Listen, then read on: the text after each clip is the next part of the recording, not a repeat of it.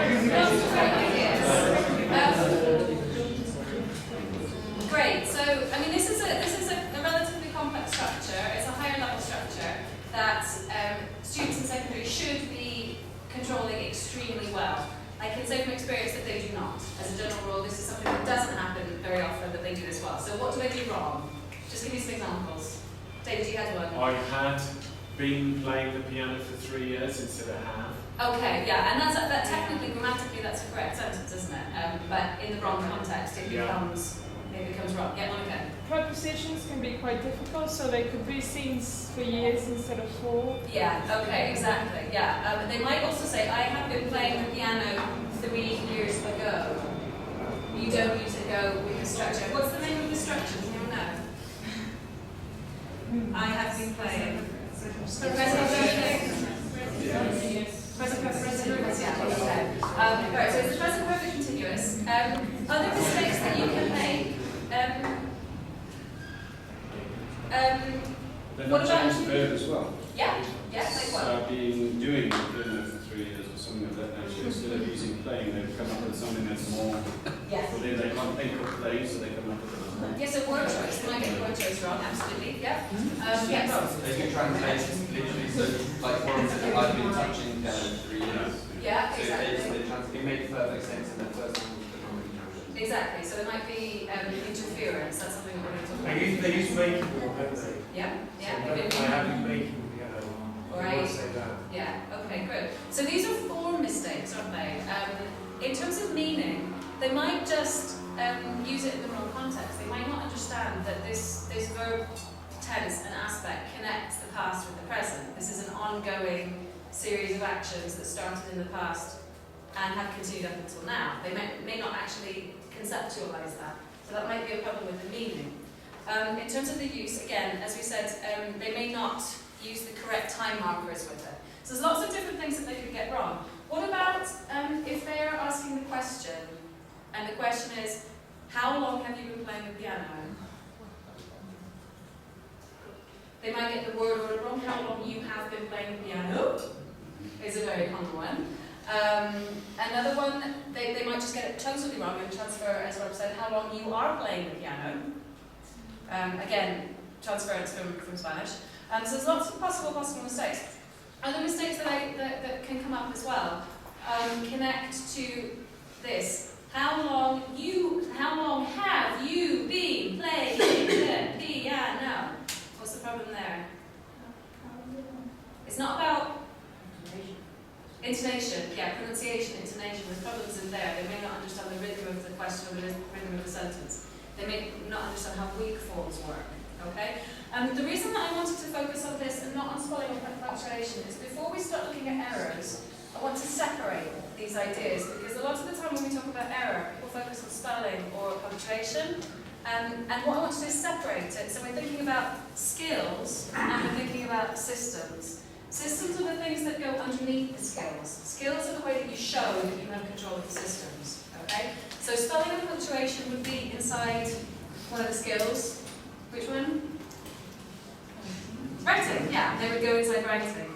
But things like the grammar mistakes with the meaning, the form, and the use would obviously go inside systems, which are here. So, lexis is vocabulary, how you control vocabulary. Obviously, that's an underlying system. Discourse is how you organize your ideas, whether you're speaking or whether you're writing. It's a system that goes along with these. Pronunciation is another system, and grammar is obviously another system. So the mistakes that we talked about with meaning, form, and use go with grammar, whereas things like spelling and punctuation go with writing. Okay? Alright, so I want to think about what a mistake actually is. So, just a couple of minutes, what is a mistake with the person sitting next to you? And you can think about your own mistakes in Spanish or in other languages as well.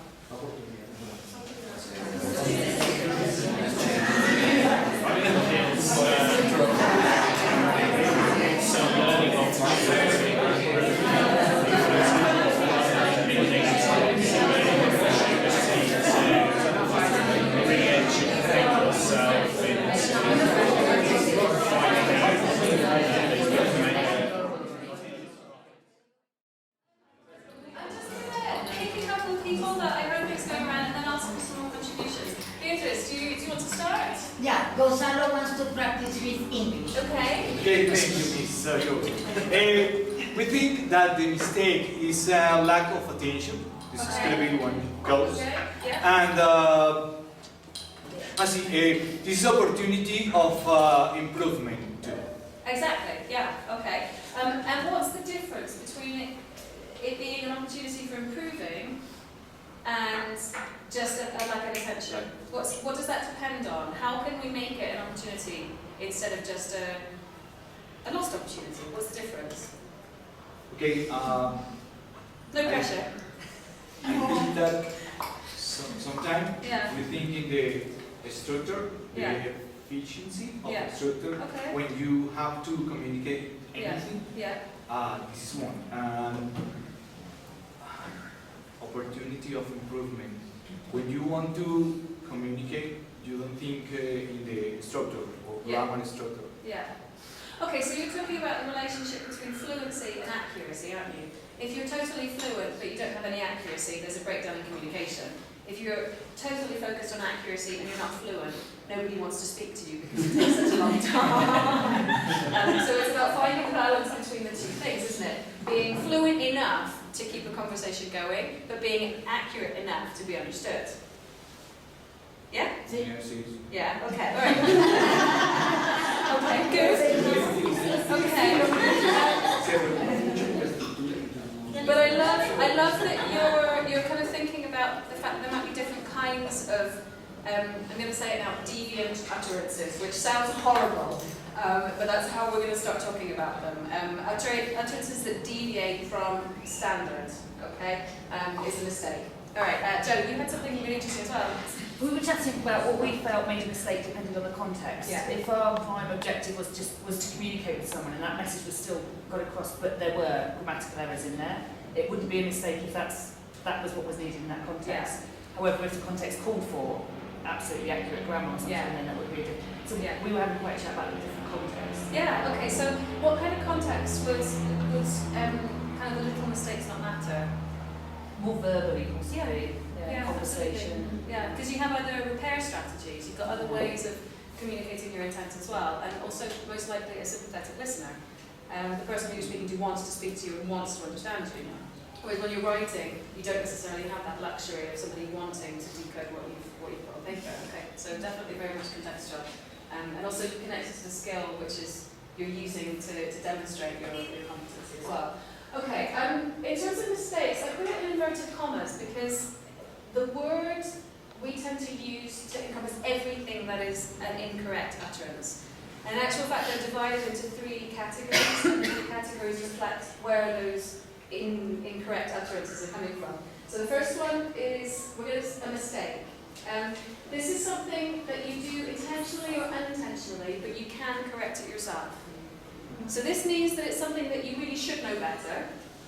And if somebody says to you, you think about it, you might go away and think about it, and you say maybe half an hour later, oh yeah, that's it, I understand. So it's something that you're saying that's at or below the level of your language competency, but unintentionally it comes out wrong. Or intentionally. For example, depending on the context, you might say ate or in it, knowing that it's wrong, but you're doing it to kind of brand your pride, as it were.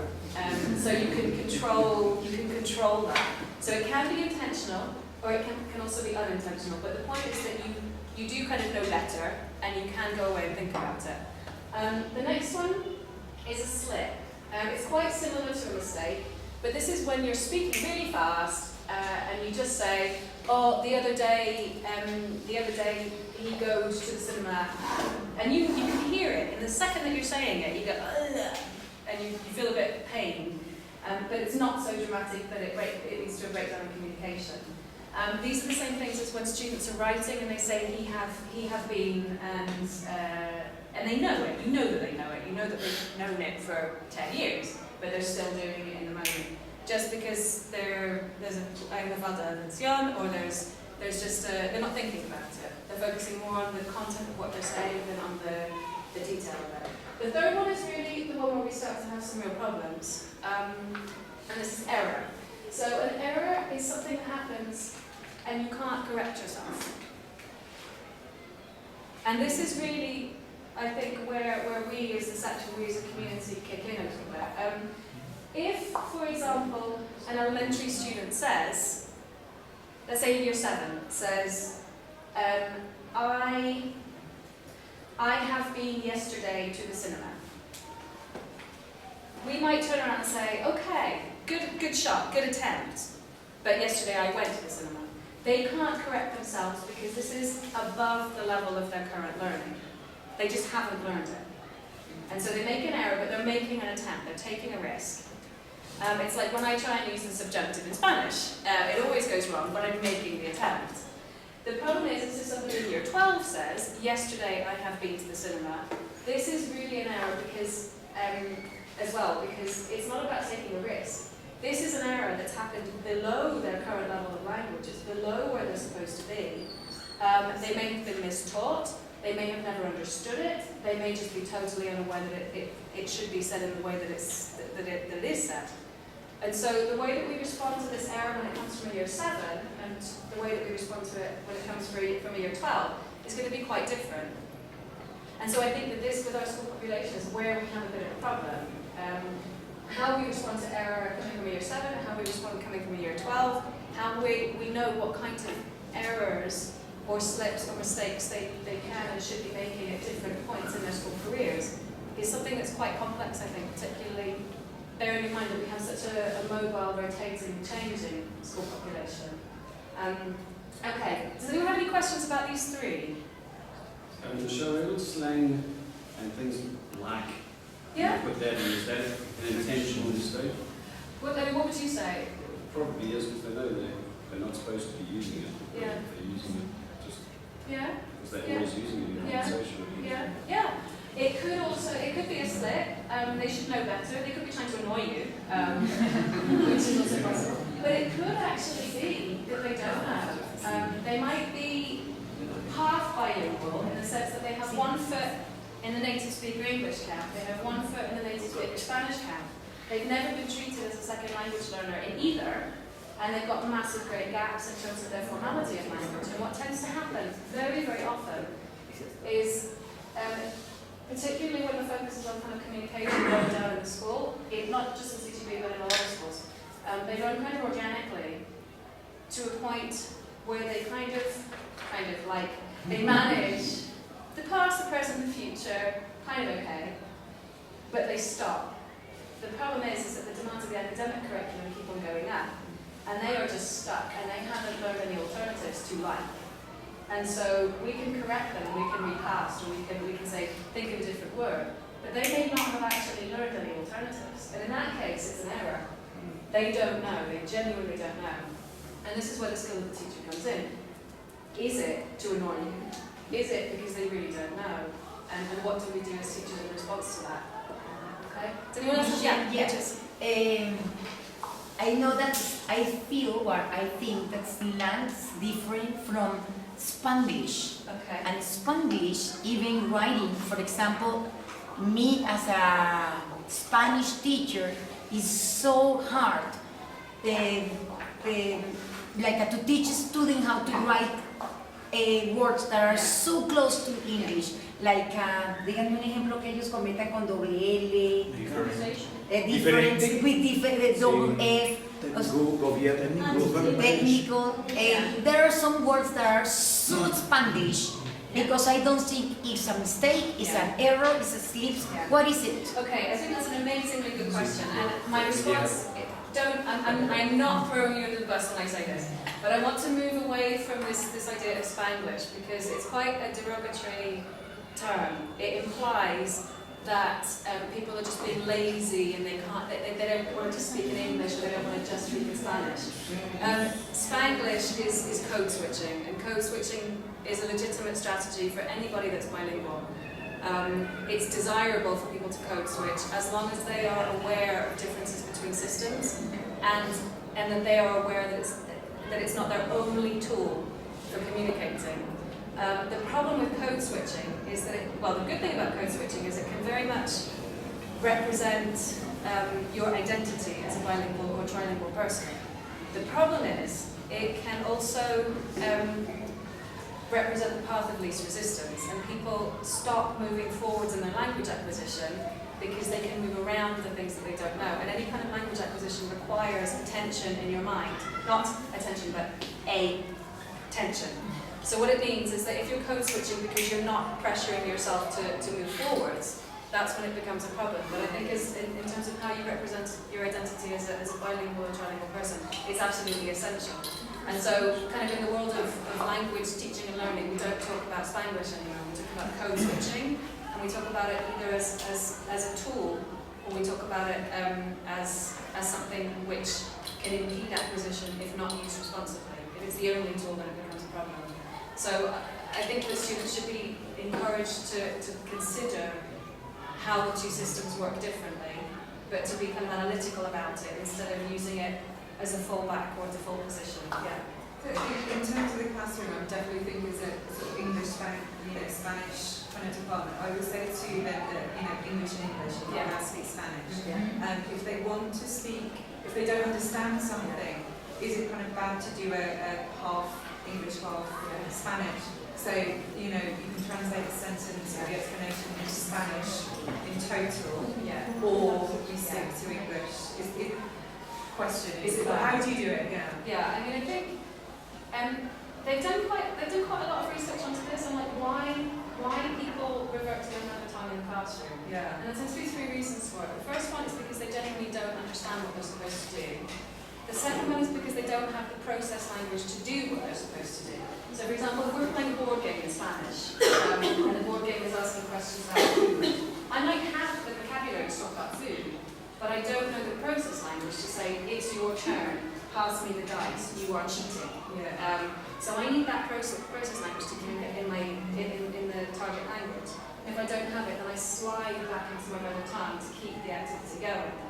And the third reason is to kind of establish your tribe, and it can be challenging for authority. So, but those are the three reasons. They don't tend to do it because they don't want to speak the target language. They do it for one of those three reasons, and the first two are connected to understanding. I think it depends on the situation, and I think that you're a talented enough teacher to know when it's being used for kind of for proper reasons, and when it's drifting into the tribal stamping.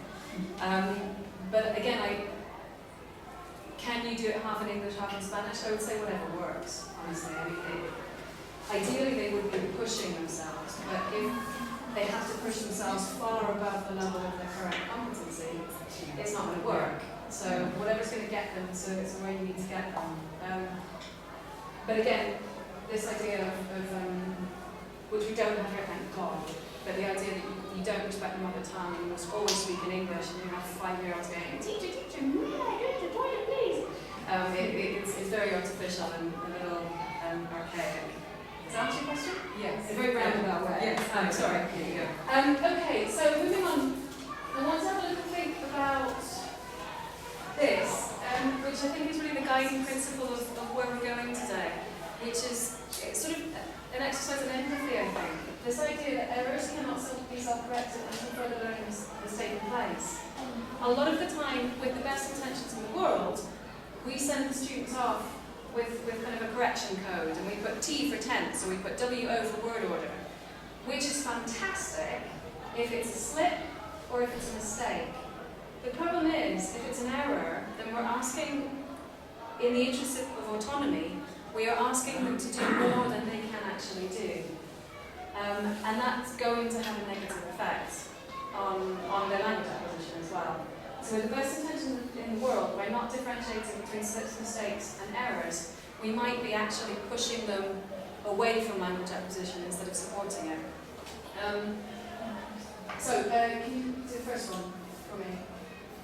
So what I want to do is just go back to an example.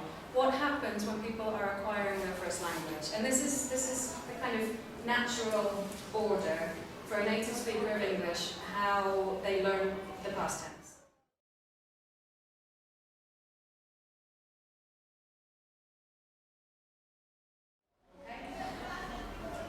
So you can see that's native speaker acquisition progression with all the necessary conditions. So as we were talking about in the last lesson, in the last session, as long as all the conditions are in place, as long as the person, the child, is receiving a lot of empathetic, comprehensible input from their carers, as long as they are feeling relaxed, as long as there is recasting from the mother-ese that we talk about.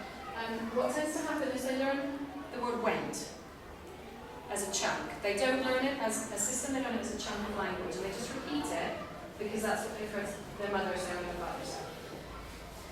As they get more exposure to the language, they kind of unlearn it, and they start saying goad. And they say goad because they begin to see that when you have other verbs, you add ed, and that's how you make the past tense. So a native speaker of English will learn went as a chunk, and then they will kind of unlearn it and start saying goad. At that point, they'll get more and more and more and more comprehensible input from around them, and it will reformulate. And they'll twig and they'll say, no, you don't say goad, you say went. But in order for that to happen, those conditions have to be in place. They'll then get to this point and they'll say, okay, there are some words where you say ed, and there are some words that you don't. But it's a progression. So this is really what we're talking about when we're talking about interlanguage. When this happens here, it's not a bad thing, because it's one of the steps in the progression of their language, which is leading to something. It's evolving. So what we might think of as a mistake or an error is actually not, because it's evolving. When we're talking about second language learners, this can also be the same. It can be, as long as the conditions are in place.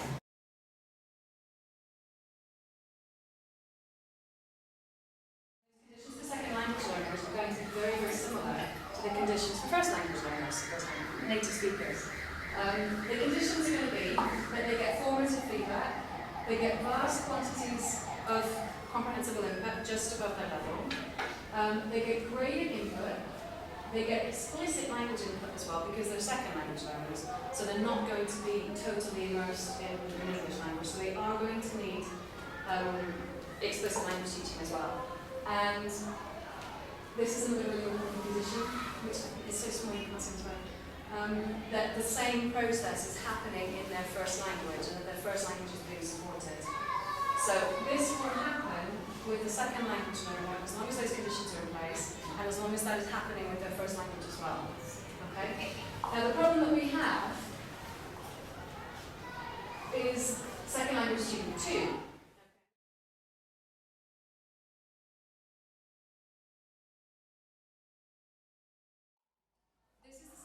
Where they don't have any formative feedback. There's a lot of ungraded language surrounding them, so people are talking to them but not speaking to them at the level just above their own level of language.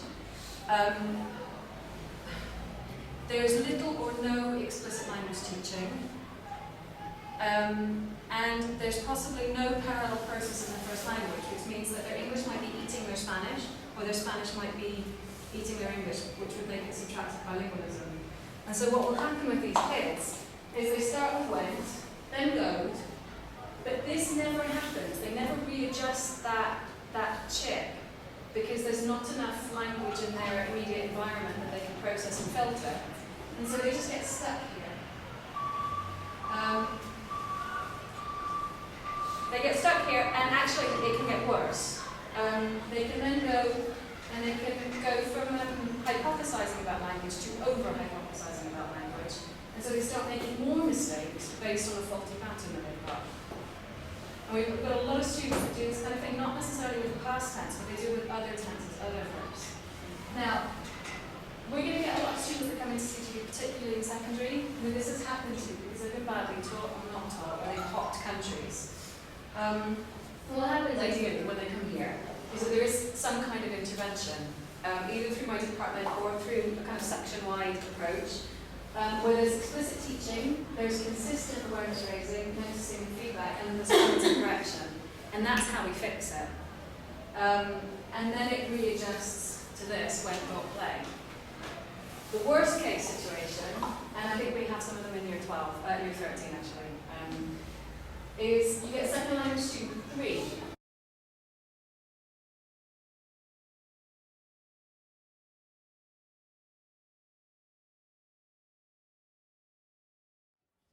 There has been little formative feedback, vast quantities of ungraded language, little or no explicit language teaching, possibly no parallel process in L1, so these are the children that don't have a first language. They might have French plus Spanish plus English and be equally bad, all three of them. And there's this subtractive bilingualism, or trilingualism. So they go went, goad, then they over-hypothesize here at this stage. There's no intervention, which means there's no explicit teaching, no consistent awareness raising, few opportunities to notice correct language, and little formative correction. And the end result is that they fossilize. And it makes it very, very, very difficult to pull it back. Extraordinarily difficult. And even worse is that if they fossilize, they're using these things, or they develop avoidance strategies, so they just don't use it at all. And we end up with students who've got absolutely no range of language. So, this is really kind of the worst case scenario. And so we get referrals of kids sometimes in year 12 and 13 who have gotten to this point, and it's actually very, very difficult to do anything. Because you're asking to move back up to this point here, which could technically be 10 years ago. They may have been in this process for 10 years. So when we're talking about interlanguage and error, interlanguage can be a fantastic thing because it can be an evolving set of steps, going from the beginning until the version of the language which is aligned with the standard. Or it can be this one, which is a bit of a disaster for everybody. And this is just with a very, very simple construction. This is class simple. When we extend that to other constructions like hypotheticals, like the language for synthesis, all of the more complex structures which are in line with complex high order thinking, it's going to be very, very difficult for them to pull it back if they don't do it well. Okay? So does anyone have any comments, questions? I'm shamelessly lecturing right now. I will stop, but I wanted to kind of show you how this works and where our students might be in here. Sorry, with the first language Yeah. is there an age group when this is normally going on? When they're learning their first language, so I mean they're going to start in the first 2 years, is when all of this input is coming in, they're starting to process all of this input. It can happen in second language learners at any point actually.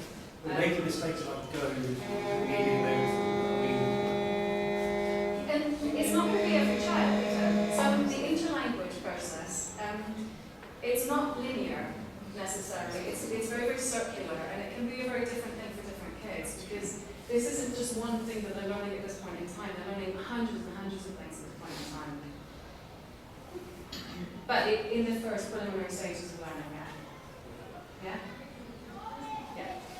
Just a comment, Yeah. especially with the third one, I think this is where we see a lot of, our lazy, the sort of third and fourth, Yeah. so we see a lot of our lazy children, Yeah. we call them lazy, but Yeah. what they're actually doing is when you communicate, when they're kind of doing really kind of like verbal activities, they're able to do this. Yeah. And then we ask them to write it down and they write 3 sentences, Yeah. and it's mostly because they can't, they're avoiding, they're using exactly what we're saying, and so it's kind of, I think it's a lot more widespread than we kind of can identify sometimes because they simplify what they're doing to.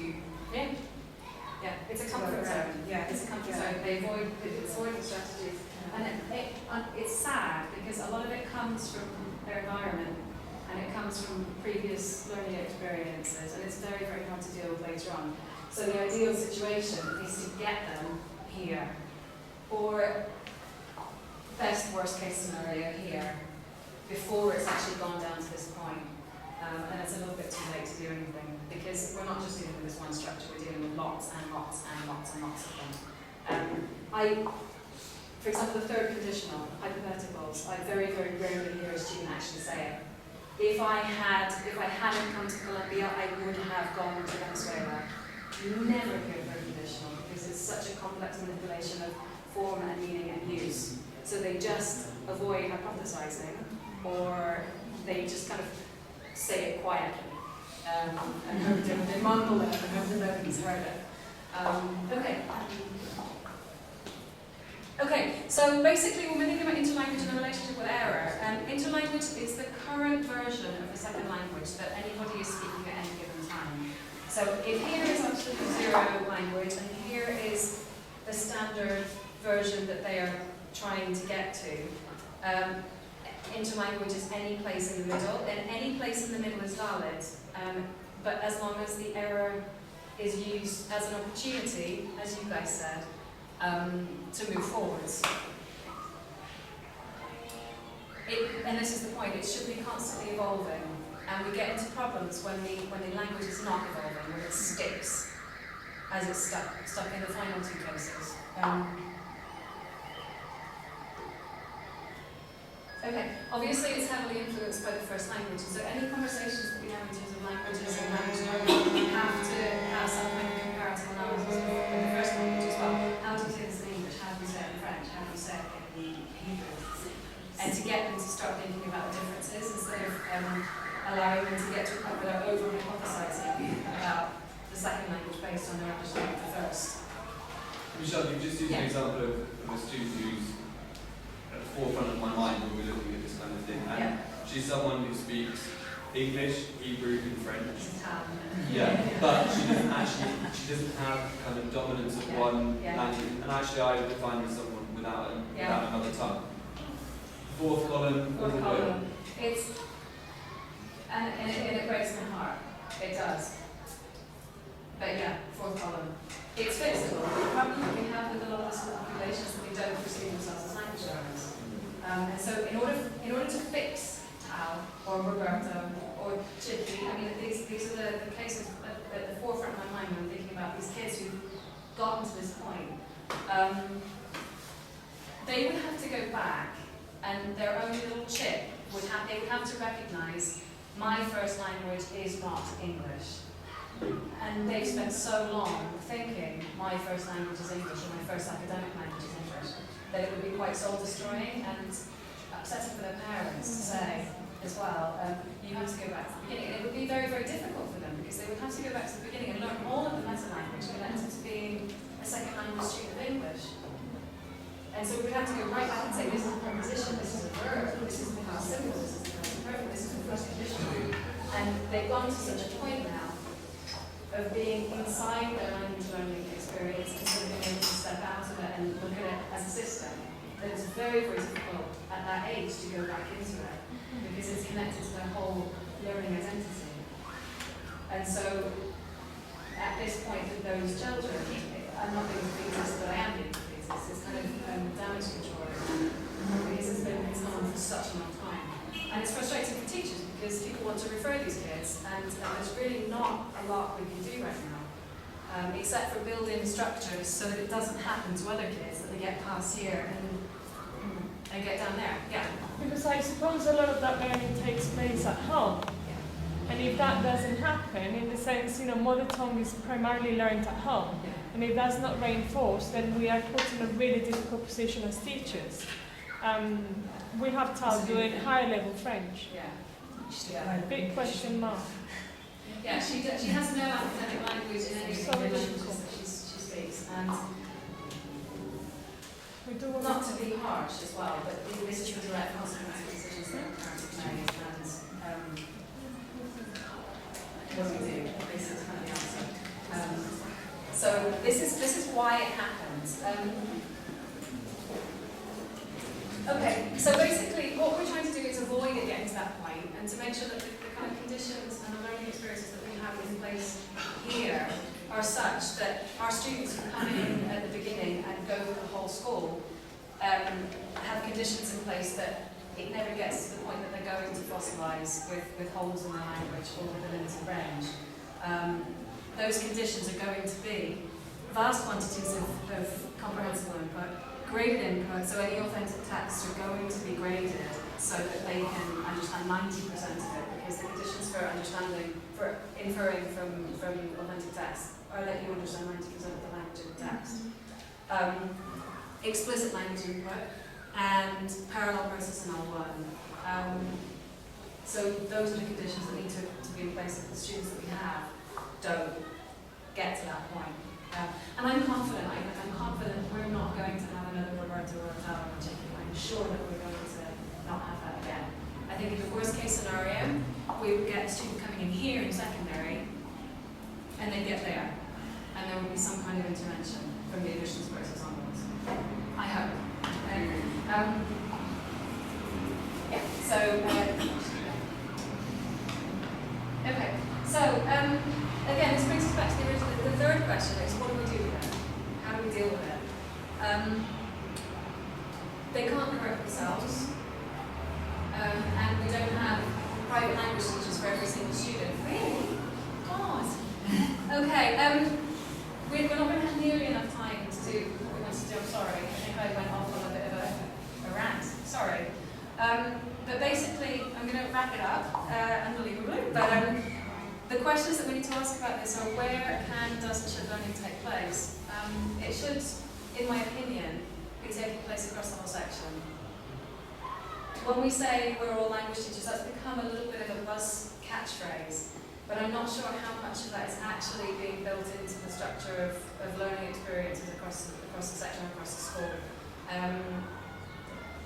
How much autonomy are learners asked to have? I think they're being asked to have an awful lot with the way that I think we're wasting opportunities when we're dealing with their written work particularly, to actually say, not T for tense or WO for word order, but question, why don't we think about present perfect here?